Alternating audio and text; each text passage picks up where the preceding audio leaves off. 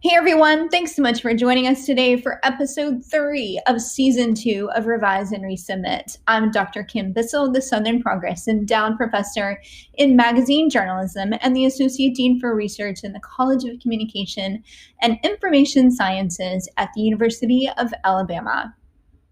And I'm Dr. Annalisa Bowen, an assistant professor in the Department of Communication Studies, also at the University of Alabama, and we both work in the Institute for Communication and Information Research, or the ICIR, at UA. Today's guest is an autoethnographer, and if you want to know what that means, you're going to have to keep listening. We're going to talk to one of the best storytellers in our college. She has not only published her research in articles, but she's also written books. Please see our show notes for just some of her titles. She studies gender, race, and the intersection of both of those things in what we consider to be social norms. Dr. Robin Boiler, among so many other things, is an associate professor in the Department of Communication Studies, and she will be talking with us today about her path to becoming the scholar and storyteller that she is today. One of the coolest things that I think Robin does is not only tell her own stories in a really effective way, but she teaches others how to tell their stories as well. And not only does she teach others how to tell their stories, but she empowers them to do so. And when we start thinking about that possibility in ourselves, like, oh, my experience they really do matter, and I can share my experiences, well, that's really cool, and that's really important. We are so excited to be chatting with Dr. Boylorn today. So welcome, Robin. Thank you so much for joining us today, Robin. Thank you for having me. So, Robin, I'm going to be perfectly honest. I was looking at your website, and let me just say, you're impressive in all of the many things that you do to get your voice out there. It's really amazing. So for all of our listeners, we're going to put the link to your website in our show notes because I think it would be great for them to have access to it. But I came across the section of your website where you were describing yourself in so many ways, and just some of those descriptors that you used were crunk, creative, fashionista, which I can totally attest to you are, sentimental, independent, ethical, loyal. If you had to pick a top 3 descriptors, can you do that? Oh, wow. I think I can. I think that out of the ones that you mentioned or out of the ones in general? Oh, any of them on your website. You had so many great ones. Oh, okay. I just didn't list them all. I think that, creative, I think, is one that I would, that definitely will come to the top of a self-assessment. I think I also talk about being contradictory, which I think has multiple iterations in my life. And I like to think that I'm ethical, a truth teller. So yeah, and I think, and all of those things, those are things that I would use to describe who I am as an individual, as a person, but also as a researcher and a scholar. Perfect. Yeah. So I was very curious to what you were going to say, and that really does kind of flow us into your research. But before we dive into that, can you tell our listeners just briefly about where you're from? And we have some descriptors of you, so about who you are.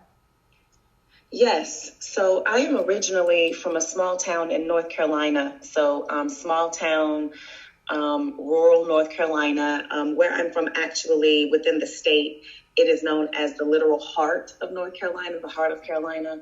Wow. And I grew up there and lived there for the first half of my life. When I think about it now, it's kind of amazing to think that half of my life was spent there and the other half has been spent in other places. But I got my undergraduate degree at the University of North Carolina at Greensboro in both English and communication studies. So I was a double major.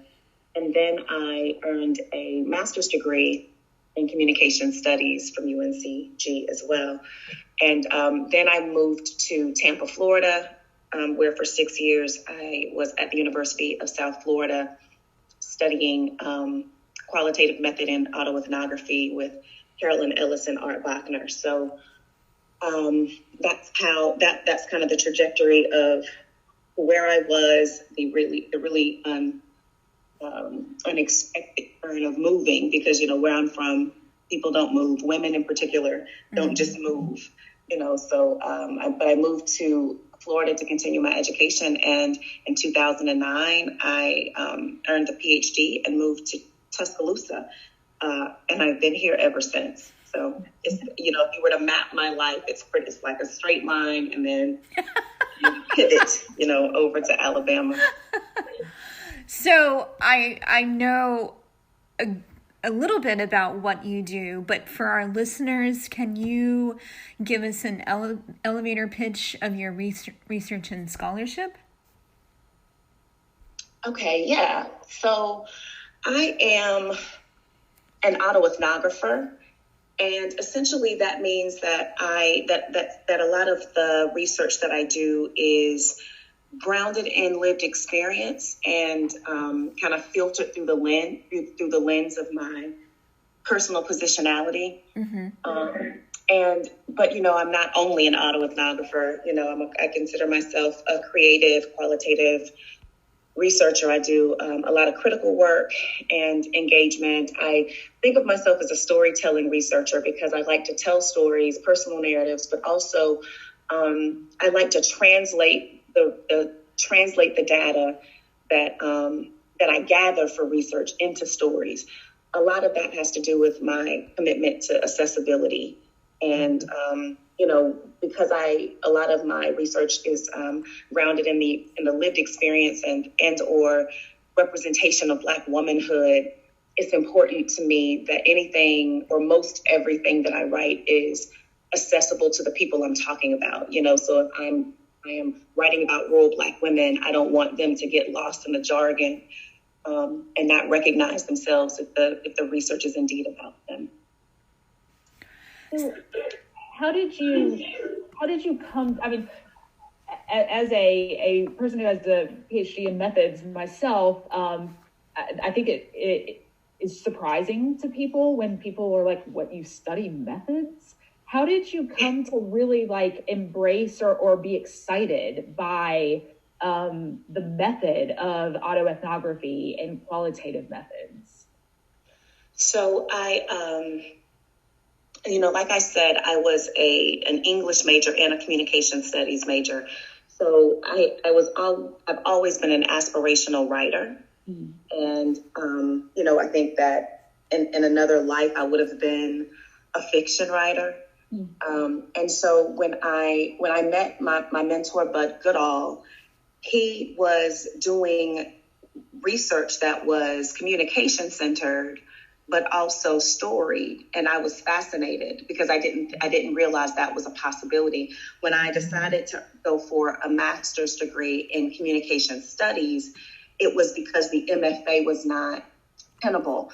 An MFA would have required me to be a full-time student. And at the time I literally could not financially afford to be a full-time student because I had student loans, so it was very, it was an unexpected gift, to be in the communication program and then to have this, this academic superstar walk in to share his research, and then his research essentially be a story. And I remember thinking, wow, I can do that. You're right. And so learning about autoethnography and narrative method and ethnography felt very natural. And it felt like something I had always done. I felt like, oh, this is ethnography. You kind of hang out in the corner and eavesdrop. I've been doing this since I was a kid. This is great. So I think I leaned into it, and then I had the fortune of, being trained by people who were innovating the field at the time, right? Because autoethnography is something that is very much accepted now, or more accepted, but it was definitely a battle to get it to be seen as legitimate research. So thinking about learning how to do something that was always going to be questioned or questionable to traditional researchers, but so important in terms of getting the research outside of the confines of, access restricted journals of the ivory tower. If I wanted to write for the people and get information and insight that I was gaining from the research back to the people, the best way I could do that was by storytelling, because that was, for me and my community, that's how we communicate. That's how we talk, through stories. And so it felt like a really natural evolution of that. So Robin, to follow up on that, your first book, Sweetwater, Black Women and Narratives of Resilience, have won numerous awards, and I know that's on autoethnography. Can you tell us a little bit about the process of writing that book? I mean, how long did it take? And I know that it talks about you're kind of exploring Black women growing up in North Carolina, and I'm assuming it may be where you lived. But what does that process look like? And, for you, your work often results in a book versus, say, a journal article. And so just for our listeners, can you kind of explain how much time it takes and what that process is?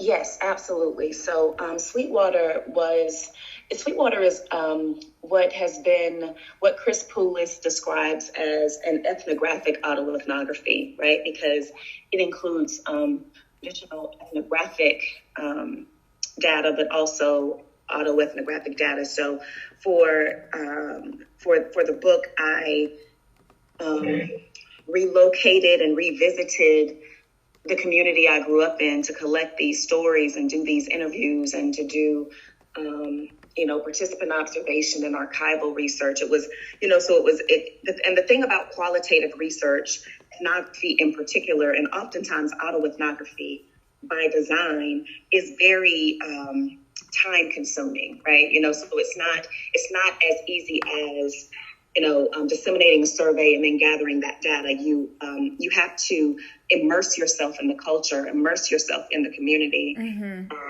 spend time there, spend time with the people, so that you're not, because you are trying to get not just a snapshot of an experience, but the kind of get elbow deep into the experience yourself, so that you can write about it from these multiple perspectives. So it was just gathering the data itself took several years. I think I had like 3 years of data. I collected data over 3 years, not consecutively, but over summers, over visits home, later over the phone, to kind of collect things. And so so essentially you spend that time, you do field notes, you take notes, you write up what you're thinking, what you think it might mean. You're continuing to read research, try to make sense of the things that you're finding out. I am someone who transcribes. So even though there are, at the time there weren't very many, but even though, there are transcription services or transcription programs, I like to re-listen to recordings and type them out myself word for word, which in and of itself is very time consuming. But for me, it allows me it puts me back in that conversation, in that exchange. And oftentimes I've jotted down notes about the expression of the person or what was happening in the background, things that are not always captured in the audio recording of the thing. Right. So it takes, there are all of these different steps to the process, and it can take a very long time.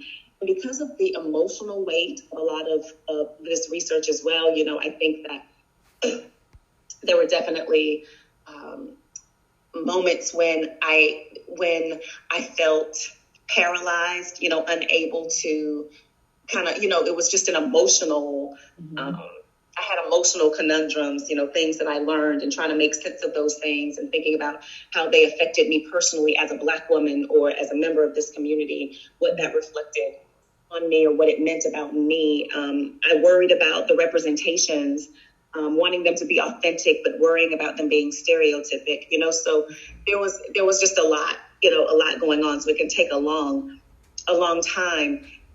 Like I am working on a prequel sequel to Sweetwater that I have been working on for like 4 years. It's because sometimes when you're writing autoethnography, it's, people think it's really easy. It is the most difficult thing. Really good autoethnography reads as if you just sat down in one sitting and wrote it. But in reality, you're literally piecing together these experiences, trying to make sense of them. So it can be, I think the one thing that I would say about it when students express interest in ethnography or autoethnography, I never discourage it, but I always try to make sure they have very realistic expectations about what the time commitment is, right? Like you can't complete this in a semester, right? You're going to have to mark the time. I was in my PhD program for 6 years because of the extensiveness of the project. So I have a two-part follow-up there. And one is something you mentioned, but I want to get a little bit more of your perspective. One of the things that we talk about in qualitative research is restorying, and you mentioned being authentic, and how does that process work when you take all of those field notes and transcriptions, and for people listening, it can be hundreds of pages, right? And how do you take all of that and retell the story? So for me, you have to kind of create mini stories, right? You have to identify themes, identify connections, figure out what overlaps exist. Try to collapse redundancy, right? Like there were, in my book project, I collapsed characters, created composite characters. Some of that was to absorb the redundancy of stories that were so similar that to tell both of them wouldn't have been necessary. But some of that was also to protect the anonymity of participants who would have been exposed in the community, like the larger academic community would not have known who they were, but if people in the community read the piece, they would have known exactly who they were. So I wanted to try to have internal confidentiality for my participants, so that when I told them I would protect their stories and honor them, that I was able to do that not just for an external audience, but for an internal as well. And then my second follow-up there is, how do you, so you don't just write books. Another big thing that you do is outreach, and teaching other women how to tell their own stories. And how do you do that? So I think that the biggest representation of that would have been a digital storytelling workshop for women of color that I co-facilitated in 2018. Mm-hmm. And that was a collaborative juncture, because I'm not the most tech. I'm a tactile learner. I'm very paper thin. I'm not very, I'm very low tech. Mm-hmm. As Erica Badu would say, an analog girl in a digital world. That's me. So, but I think that there's a way in which we have to account for technology, as because there's so many things that it can make possible in terms of documenting our stories. Mm-hmm. So I collaborated with Dr. Rachel Ramist and Verilyn Williams, who is a podcast producer who I had worked with on a previous project with Slate Magazine out of New York. And we kind of put out a call. There was an overwhelming response. Like, we had over 40 applications from all across the country and Canada, of people who are interested in coming to learn this technology, but mostly just to be in community with other women of color and to tell our stories, to figure out how do I translate this experience into a story that can be shared and disseminated with other women. And so, part of the process of what we did when they first came is some of the things that I do in any writing workshop or any course on narrative or autoethnography that I do. And that was kind of, think through, what is an example of beautiful writing? Like, what is an example of something that you feel is representative of the most beautiful thing you've ever heard or read or listened to, or something that feels very resonant to you. And so we shared those excerpts, and then thinking about how can you not mimic that, but how can you use your own words, right? And use your experience as a muse to create a similar experience for someone else. So Robin, you were talking.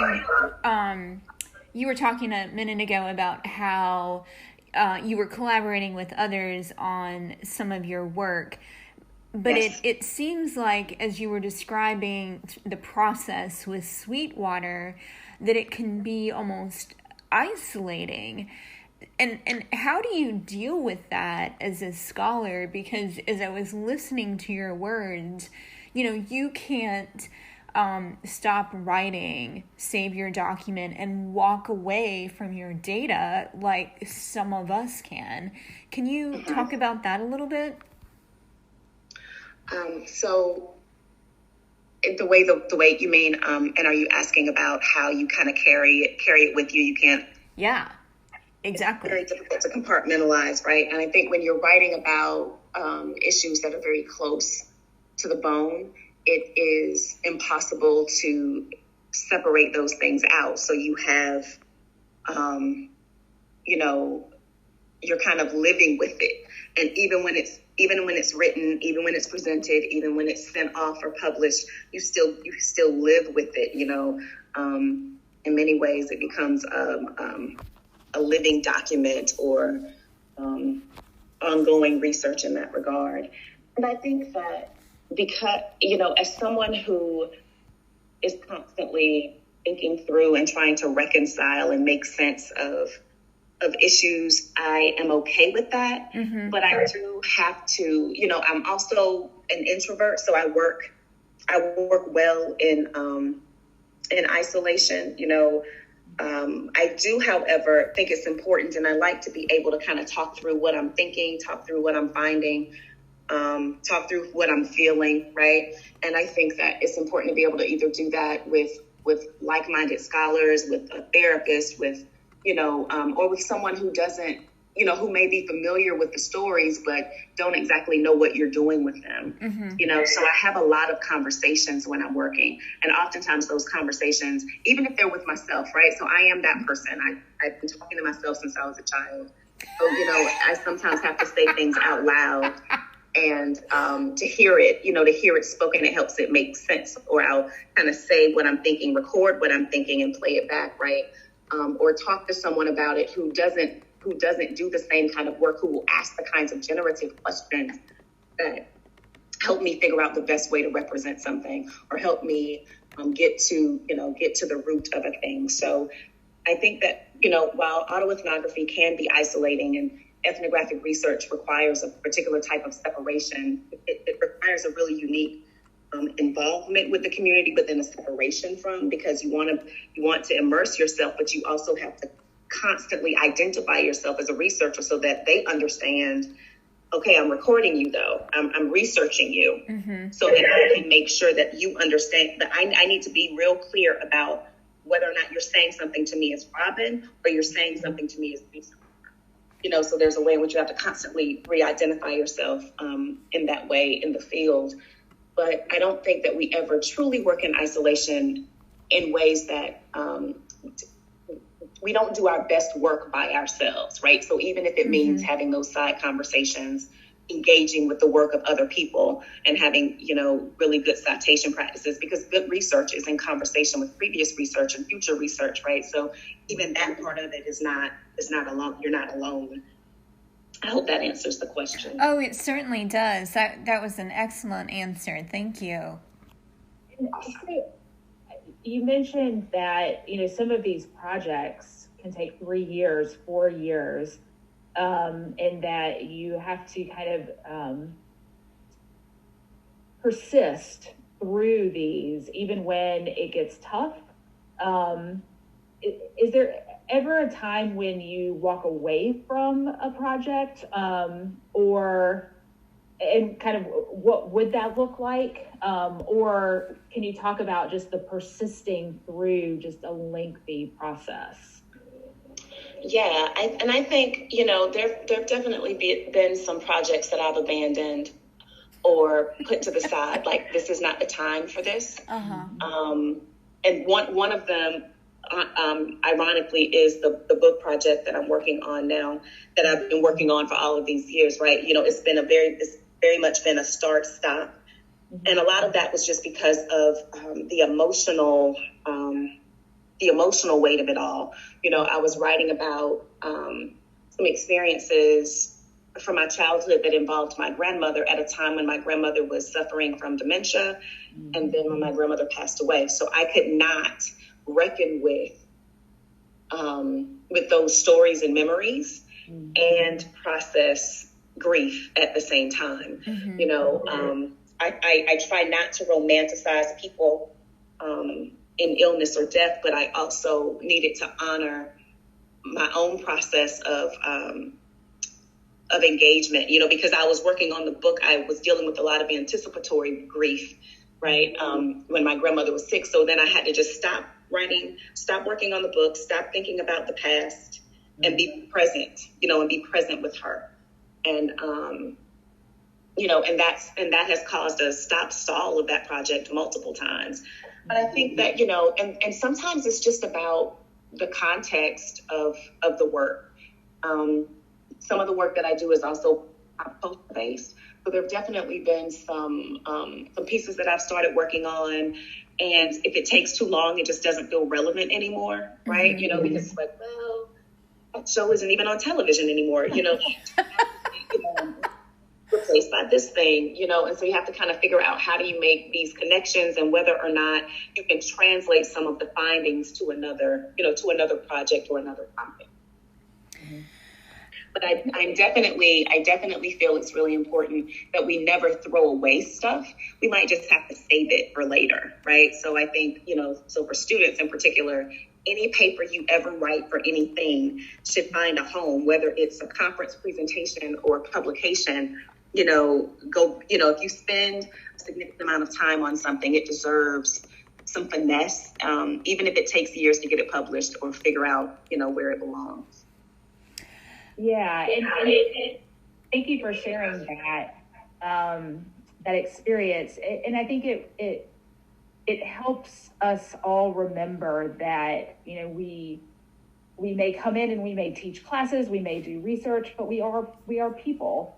Right. And we have emotions and we have experiences and we have a past, and working through that, and as you said, honoring the moments is it's really important. Right. Absolutely. So, Robin, I want to shift gears on you again, because I feel like we could talk to you all day for sure. This has been fascinating, but we like to end these conversations on a fun note. So as academics, we do have the good fortune of being able to travel to different countries or different cities to present our research and to talk about our scholarship. And I know I had the good fortune of being in Salt Lake City with you at a conference almost 2 years ago. So as you think about these places that you visited previously, or places that you hope to travel for future conferences, what's one of your favorite places? And I'll be honest, I'm trying to add to my bucket list of places to go. So... Undoubtedly, it would be New Zealand. Oh, wow. I visited New Zealand for a conference a couple of years ago, and it is the most beautiful place I've ever been. Wow. And one of the things I loved about that experience was the opportunity to interact and engage with the indigenous folk of New Zealand. So it was a very, it didn't feel touristy. It really felt like, like we got to experience the land and experience it through the eyes of the people who have always been there. So it's absolutely gorgeous. Is there any way that we can have a grant writing workshop reunion in New Zealand? Listen, I am here for it. It is worth the long plane ride. It is worth it. Wow. Well, Robin, thank you so much for sharing your experiences as a researcher and a scholar with us and our listeners. And thank you for introducing us to the world of autoethnography as a method and as a practice. We are thankful that you joined us today for our podcast. Thank you for the opportunity. Thank you, Robin.